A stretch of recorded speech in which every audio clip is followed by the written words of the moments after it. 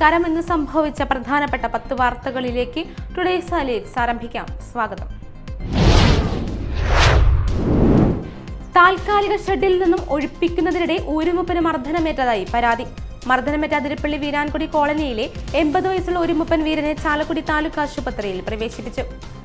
അതിനിടെ ആദിവാസി മുപ്പനെ വനപാലകർ മർദ്ദിച്ചെന്ന ആരോപണത്തിൽ ഇടപെട്ട് വനം മന്ത്രി റിപ്പോർട്ട് നേടി.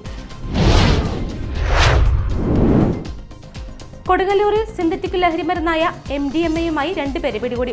എടവലിംഗ് സ്വദേശികളായ പുന്നക്കാപ്പറമ്പിൽ ശിവകൃഷ്ണ, പറക്കാട്ടുവീട്ടിൽ അഭിനവ് എന്നിവരാണ് പിടിയിലായത്. വിൽപ്പന നടത്തുന്നതിനായി കൊണ്ടുവന്നതാണ് പിടികൂടിയ MDMA എന്നും പോലീസ് പറഞ്ഞു. തൃശൂർ കുതിനാരയിൽ പോലീസിന്റെ വൻലഹരി വേട്ട. ആഡംബര കാറുകളിൽ കടത്തുകയായിരുന്ന കോടികളുടെ ലഹരി മരുന്ന് പിടികൂടി. 3.75 കോടി വരുന്ന 3 കിലോഗ്രാം ഹാഷിഷ് ഓയിലും 77 കിലോഗ്രാം കഞ്ചാവുമാണ് പിടികൂടിയത്. 2 ലക്ഷം രൂപയും പിടിച്ചെടുത്തിട്ടുണ്ട്. പാർട്ടി നേതൃത്വത്തിന് രാജിക്കത്ത് നൽകിയ കൊടുങ്ങല്ലൂരിലെ CPI കൗൺസിലർമാർ നഗരസഭാ യോഗത്തിൽ പങ്കെടുത്തില്ല. Advocate VS Dinal, councillor Raveendran Nadumuri എന്നിവരാണ് യോഗത്തിൽ നിന്നും വിട്ടുനിന്നത്. രാജിക്കത്ത് പാർട്ടി ജില്ലാ സെക്രട്ടറിക്ക് കൈമാറിയെങ്കിലും നഗരസഭാ സെക്രട്ടറിക്ക് ഔദ്യോഗികമായി ഇവർ രാജി നൽകിയിട്ടില്ല. പദ്ധതി വിഹിതം പങ്കിടുന്നതിൽ ഭരണപക്ഷം ഇരട്ടത്താപ്പ് കാണിക്കുന്നതായി ആരോപിച്ച് കൊടുങ്ങല്ലൂർ നഗരസഭാ യോഗത്തിൽ പ്രതിപക്ഷ ബഹളം. എന്നാൽ പ്രതിപക്ഷം അടിസ്ഥാനരഹിതമായ ആരോപണങ്ങളാണ് ഉന്നയിക്കുന്നതെന്നും വികസനത്തിൽ രാഷ്ട്രീയമില്ലെന്നും നഗരസഭാ ചെയർപേഴ്സൺ TK ഗീത വ്യക്തമാക്കി.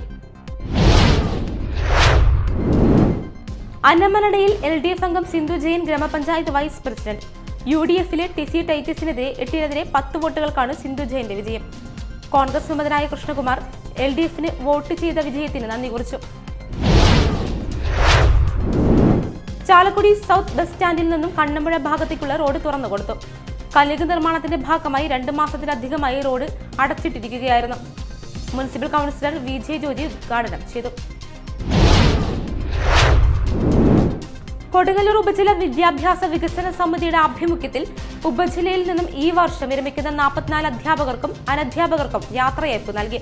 കൊടുങ്ങല്ലൂർ നഗരസഭാ ചെയർപേഴ്സൺ ശ്രീമതി TK ഗീത അധ്യക്ഷത വഹിച്ച ചടങ്ങ് കയ്പമംഗലം MLA ET ടൈസൺ ഉദ്ഘാടനം ചെയ്തു. കുന്നുകര പഞ്ചായത്തിൽ ലൈഫ് പദ്ധതിയിൽ പണി പൂർത്തിയായ 50 വീടുകൾ താക്കോൽദാനം നടന്നു. സർക്കാരിന്റെ 7.5 വർഷത്തെ ഭരണകാലയളവിൽ ഇതുവരെ 75,631 വീടുകളുടെ നിർമ്മാണം പൂർത്തിയായതായി തദ്ദേശ സ്വയംഭരണ വകുപ്പ് മന്ത്രി MP രാജേഷ് പറഞ്ഞു. വരുന്ന മാർച്ച് മാസം കഴിയുന്നതോടെ ലൈഫ് പദ്ധതിയിലെ വീടുകളുടെ എണ്ണം 5 ലക്ഷം കവിയും, രാജേഷ് പറഞ്ഞു. പറവൂർ ശ്രീനാരായണ സേവിക ആശ്രമം ഇംഗ്ലീഷ് മീഡിയം സ്കൂൾ വാർഷികം ആഘോഷിച്ചു. ഗാനരചയിതാവ് IS കുണ്ടൂർ വാർഷികാഘോഷം ഉദ്ഘാടനം ചെയ്തു. VSPM trust president doctor PV Suraj Babu അധ്യക്ഷനായി. മഠാധിപതി സ്വാമിനി ശാരദ പ്രിയമാത അനുഗ്രഹ പ്രഭാഷണം നടത്തി.